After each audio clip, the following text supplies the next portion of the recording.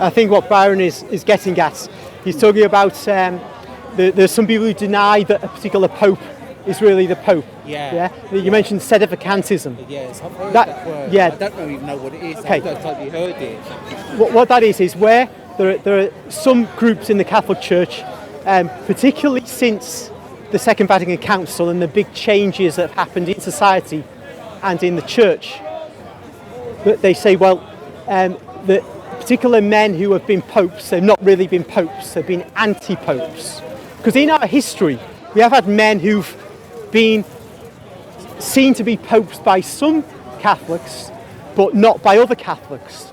And there have been men who've been regarded as popes during their lifetime, who in later times were said not to have been popes at all, but they were anti-popes. We've had in the Great Western Schism of the 14th century, thereabouts, when there were three men claimed to be pope at the same time. It was eventually resolved. The Council of Florence? No, Basel, I think. Council of Constance, I think, resolved it in the end. But in modern times, because of these changes since the Second Vatican Council, there are those who say Pope John the 23rd, who called the council, Pope Paul VI, his successor, Pope John Paul I, Pope John Paul II, their successors, and Benedict's, and this present one are not popes at all.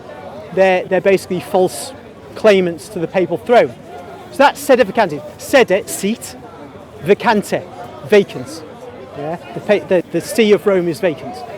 Now, there is a real Sedevacanti which does actually happen every time a pope dies or resigns. There's a period between his death and the election of the new pope. So at that point, it's Sedevacante. So that's true. The rest is controversial.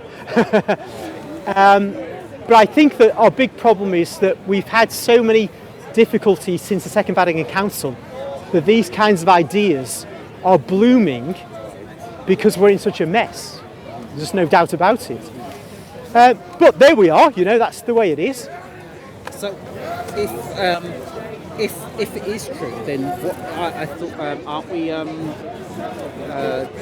led by the Pope? So aren't we sort of like, I thought our binding is the Pope. So if we haven't got a true Pope, yes. do we not ever be well, church?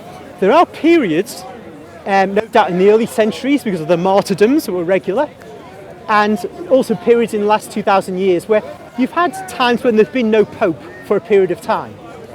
The church doesn't collapse because what we have is this 2,000 years of Catholic teaching. So if there was no Pope, say there was a catastrophe, say a nuclear weapon destroyed the Vatican, we still carry on being Catholics. There's a precedent in Japan. In Japan, after the great martyrdom under the shoguns of the Catholic faithful in the 16th century, Japan was closed off until about 1867. A Catholic priest came in the late 1860s from Europe into Japan, and he was in the church, and then some little old lady comes along and she says, "Are you a priest?" And he says, "Yeah." And then it turns out she is a member of a community of Japanese Catholics who continued practicing the faith in secret for like the previous 300 years. So the faith, because we can know the faith, we can continue. But it is absolutely true. The longer you go on without a pope, then the more difficulty there is in preserving unity. So you're absolutely right. The papacy is a centre. Christ created the papacy so that we would have a centre of unity, and all the other churches outside of ours prove that without the papacy, everything becomes a mess and falls apart. Even where you've got Protestants who share similar doctrines, they don't worship together. They don't have any, mutual, overarching organisational structure which allows them to do things together and make a difference together. So I think that the papacy is absolutely essential. You're totally right. So if we had no pope now, or we've had no pope since the 1960s, then, well, we've got the Catholic faith, but we're still in a great, great difficulty. And that's the Sedevacantist sort of, thesis that we are in that state. And it's beyond me to go into all that. I just know of it. I don't know enough about it or to speak of it. But here, for me, anyway, and as for you, we got to try and spread the Catholic faith. So most people are not interested in those kinds of issues. They kind of need to know the fundamentals. You know, what is a true faith? Is there a true faith?